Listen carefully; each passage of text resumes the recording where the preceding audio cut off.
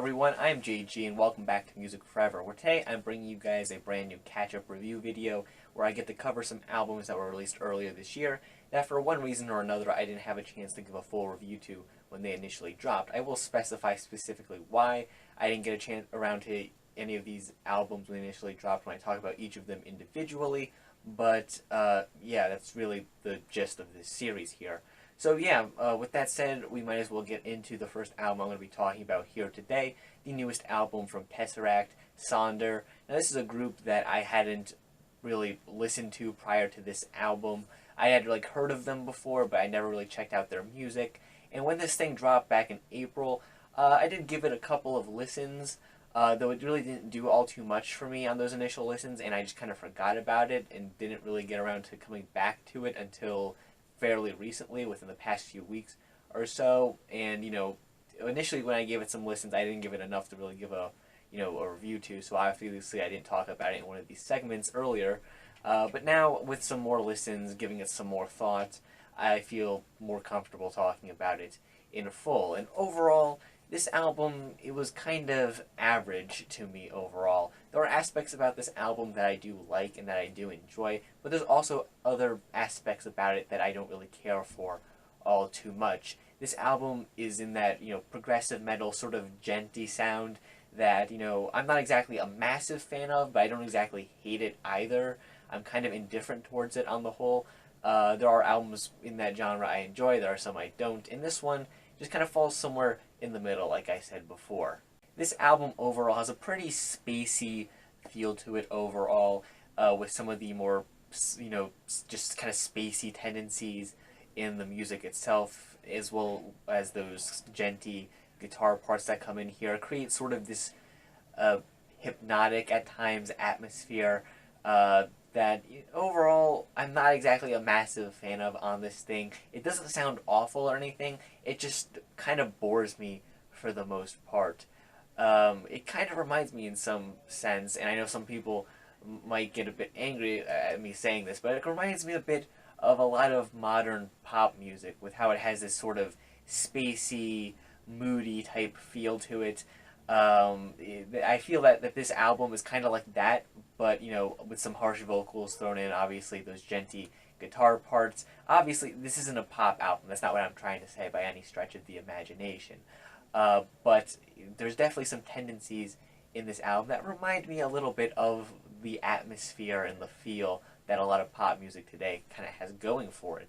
And I'm not a big fan of it when that music does it, and on this album I could say the same for the most part. The just very spacey, atmospheric, kind of hazy, moody feel that this album has going for it just doesn't do a whole lot for me. I will say that I do really enjoy the vocals on this thing. I think they're pretty solid throughout. I like the mix of clean vocals and more aggressive vocals. I feel like they're mixed in here nicely. I do feel like there's a bit more clean vocals on this thing, but given the more clean sound of this album overall, I think that makes sense at the end of the day. And I do like how this album at times does have some catchier moments to it. I mean, like I said, this is pretty far from a pop album, but there are moments on this thing that are a little bit catchy, and some of the vocals on here definitely aren't super aggressive or super out there or anything quite like that, and I don't think that's necessarily a bad thing. While I like the vocals, as they are on this thing, I'm not a big fan of how they're mixed into this album overall. I just constantly feel like throughout listening to this thing that the instrumentation, particularly the guitars, are just overpowering the vocals here, and they just really drown out a lot of the impact that I feel like these vocals should be having on me as I'm listening. The opening track, Luminary, is probably one of the biggest examples of this on the album. It has this sort of explosion that I feel like should be really impactful with the vocals and all, but the mixing here just does not allow for that to really pan out the way I think that they were intending it to. And it's just kind of disappointing as I'm listening to it, because the vocals themselves, they sound nice. The singer, he's doing a pretty great job with the vocals on this thing, but the production here, how it's all mixed in together, isn't doing the vocals really all that much justice. So overall, that wasn't really something that I enjoyed on this project. I like the vocals, but I don't really like the way that they were implemented into this project, at least in terms of the production overall. So overall, I think that this album has some very good things going for it. Like I said, I like the vocals, taken on their own throughout much of this thing. I like the mix of, the harsh and clean vocals going on here. I think some of the song structures on this thing are kind of interesting. I just feel like way too much of this album is just kind of uninteresting to me overall, with how just boring it could be at times, I guess, and how some of this album just kind of ends up feeling a bit like filler, like the kind of short, interlude-ish type track Orbital on this thing is a pretty big example of that. And this album overall isn't particularly long. It's less than 40 minutes in length, and yet I feel like there's parts of this thing that are just trying to stretch out the runtime, which isn't a particularly good thing. Yeah, there's this thing I like about this album, but there's things that I don't really care for either. So I feel, at the end of the day, pretty mixed on this thing overall. I think that if you're a fan of this genre of music, and this style of music more so than I am, then I think you might get some more enjoyment out of it than I did.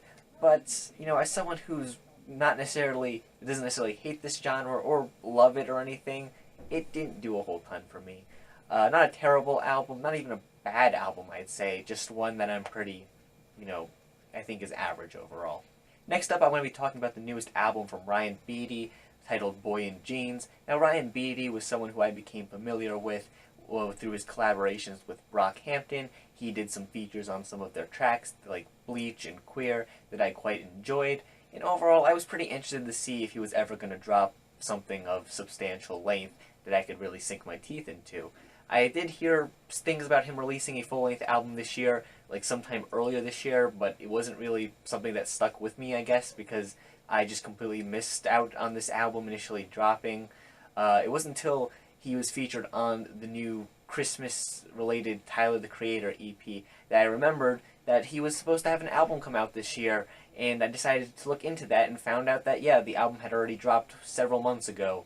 And so I decided just to listen to it and cover it in this segment instead of giving it a full review. I guess I just missed out on this one overall. That's all there is to it. So yeah, I was pretty interested in checking out this album and seeing what Ryan was going to do on this thing. And overall, I think that this is another pretty average album overall. Once again, like with the Tesseract album I was just talking about, there's things I like in this album, but there's also some things I'm not super hot on. This album goes for an alternative pop and at times even alternative R&B sound. If you're familiar with maybe some of the more poppy material that Brockhampton has done, or artists in a similar vein to them, then you might get a fair idea of what this album is trying to go for with its sound. And this isn't necessarily a sound that I dislike overall, but on this album, I just feel like, a few too many times, it just feels kind of middle of the road for me. Not necessarily there's a lot on this thing that I feel like is really bad. In fact, I don't think there's a whole ton on here that I would really consider bad. It's just that it rarely rises above the levels of just being okay for the most part. Take the production, for example. There's not really anything on here that I would say is bad. All the beats and instrumentation is pretty good. It's pretty decent at least, but none of it really blew me away or amazed me or anything quite like that. It was all just okay throughout. I also feel like the overall pacing of the album and just the variety of types of songs that you get on this thing isn't super interesting overall. Much of the songs on here kind of follow a pretty similar format and style to them. There's not all too much diversity here in the track listing to really break things up. And as a result, some of these tracks just kind of feel similar to one another. They end up blurring together. And the the album isn't really structured in a really dynamic way that makes the tracks flow into each other in an interesting way or anything quite like that. It feels like all these songs were just kind of put into a random order and put onto the album. And I feel like you could listen to this on shuffle or just reorganize parts, and it wouldn't really feel all too different listening through it all. It doesn't really help that this album is a bit longer than I would have liked it to be, being around 50 minutes in length and around 14 tracks. For this type of music, it just feels a bit too much. I feel like had this been maybe 10 tracks instead, it would have been a bit more concise, a bit more to the point, and it would have been a bit more enjoyable overall. And if some of the tracks were made to be a bit more different from one another and a bit more interesting and maybe structured in a way that the album had a bit more of a flow to it, I feel like it could have been even more interesting as well. Overall, I'd say my favorite cuts on this album are probably some of the catchier ones. Tracks like Camo and Power Slide and Got In Jeans, for example. All of these tracks have some pretty catchy choruses to go along with them, and as a result, I think they end up standing out more than some of the other tracks on here. They just kind of don't, really pop in the same way, I guess. Ryan Beatty's vocals throughout this thing are probably one of the most consistently strong points on this album. The guy's a pretty good singer, and he shows that off, a good amount of times on this thing, I guess is what I'm trying to say. He's a good singer. He definitely showcases that here on this project, and he's able to sell a lot of these tracks, which is definitely a good thing. As for the lyrics on this thing, they can be, I'd say that they're decent overall. There are some tracks that are definitely more interesting lyrically than others, particularly some of the tracks that deal with Ryan and his sexuality. Some of those tend to be the most interesting on this thing. But then you also have some ones on here that just don't feel super interesting or super inspired. Probably the biggest example of this is the track Money, which is a song about how, friends are only going to want to be around you while you still have money to keep them happy. And I'm sure by just saying that alone, you could probably get a good idea of what the lyrics to this song are about. It's pretty typical, and as a result, it ends up being one of the less interesting cuts in the album. But yeah, this was a project that I was just kind of mixed on overall. There's definitely things here that I like, from the vocal performances, some of the lyrics, and a fair amount of the production is at least decent, I'll say. But overall, I just wish this thing was a bit shorter, maybe was a bit more to the point, was sequenced in a better fashion, had a bit more diversity when it comes to the songs on here. There's definitely things to be improved on as well, but I still think that this is a pretty solid foundation for where I could see Ryan taking his sound in the future when it comes to future releases. I don't think that this is necessarily a bad start, and if he takes this sound and fixes some of the things I've mentioned before and does some other interesting things, of course, I think that he could have he can make some pretty good albums in the future. I think he definitely has potential to make a solid project down the line, and this here is not a bad foundation to that. So yeah, this album didn't exactly blow me away or anything, but if you're a fan of this style of music, if you like that sort of moodier alternative pop stuff, I think you'll like this a fair bit. So I would recommend you check it out. If you're not really a big fan of that sound, this album probably won't do much for you. But yeah, it didn't do a whole ton for me personally. Alright, with that album out of the way, time to talk about the last project that I'll be talking about in today's catch-up review, the newest EP from Aphex Twin, the Collapse EP. This EP was one that initially I heard about when it came out, but the reason I didn't get around to listening to it initially and reviewing it around the time it came out was because I was still am fairly new to Aphex Twin and his discography. I believe I mentioned this in one of my earlier videos this year or sometime this fall, but I spent the last summer, aside from doing reviews and listening to music for those and things like that, checking out lots of artists that I'd always heard good things about, but never quite got around to checking out their discographies in full. I ended up checking out artists like Swans, for example, was one of them, and Aphex Twin was another. Though I had only heard not some of his discography by the end of the summer when this project dropped, and even now I still haven't heard everything that he's released. But I've heard a fair amount of it, I guess you could say. And I didn't feel comfortable making a review for this at the time because I was still fairly new to his discography. Though since this thing has dropped, I have been listening to it somewhat regularly, I guess you could say. So yeah, I think by this point I know what I want to say about it. Overall, I think this is a decent EP. It's pretty enjoyable from start to finish. It definitely has a lot of interesting things going on in it, but it didn't really wow me or anything like that either, I guess. I like how all the tracks on this thing are very textured and colorful. There's definitely not much of a dull moment on here when you're listening to it. I guess you could say there's always something going on that you could be listening to and picking up on. It's definitely not something that I would consider relaxing music, but maybe you find it relaxing for whatever reason. I don't know. I'm not going to judge. But yeah, there's a lot going on here when you're listening to this thing from start to finish. My biggest gripe with it is that while this thing is definitely pretty interesting when I'm listening to it, as in there's a lot of stuff going on in the music itself, this project doesn't really stick with me all that much when I step away from it, really. Like I said, I've been listening to this thing on and off since it dropped back in September, so at this point, more than a couple months, and it's pretty enjoyable to listen to whenever I get around to listening to it, but I never really feel all that compelled to return to it on my own, really. The only when I was returning to it, it was mostly because I wanted to talk about it in a review, more so than because I was really excited to listen to it again. Not necessarily that I didn't enjoy listening to it again or anything quite like that. I did, but it didn't really wow me in the same way that some of Aphex Twin's other projects I've heard have. The first and third tracks on this thing are probably my favorite, the ones I find myself most excited to hear on repeated listens.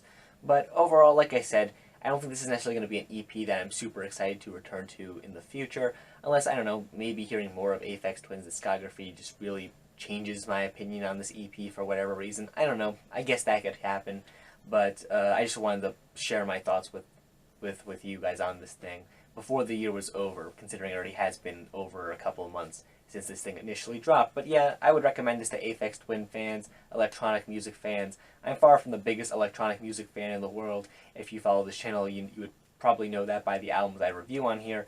But this is one that I think is pretty decent overall and worth checking out. If you're a fan of the genre. If you're not a fan of the genre, I'm not sure if this will do a whole lot for you. But yeah, it's decent overall. And with that out of the way, that is all the projects I want to cover here on this catch-up review today. Overall, it wasn't a super exciting bunch of projects that I covered here today, I guess you could say.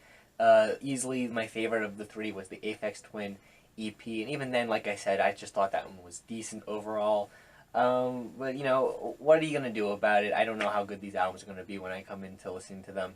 So, yeah, that's just how it ended up being here today. And that, you know, just because I wasn't super big on some of these projects I talked about here today, doesn't necessarily mean that you might not be. You know, maybe one of these albums will be your album of the year. Maybe you'll really love one of these things. I don't know. If I described it in a way that sounds interesting to you for whatever reason, I'd recommend giving it a listen. But yeah, these were just my own personal opinions. If you happen to disagree, if you happen to love any of these projects or even hate any of these projects, I guess that would also be a different opinion than mine. That's perfectly fine. In fact, feel free to leave your own opinion in the comment section down below. I greatly appreciate seeing it down there and starting up some music-related discussions. And while you're down there, make sure you leave a like on the video and subscribe to the channel for more music-related content. Things like album reviews, countdown lists, track reviews, all that good stuff. If you don't want to miss out on that, make sure you subscribe. And with that said, thank you for watching, guys, and stay golden.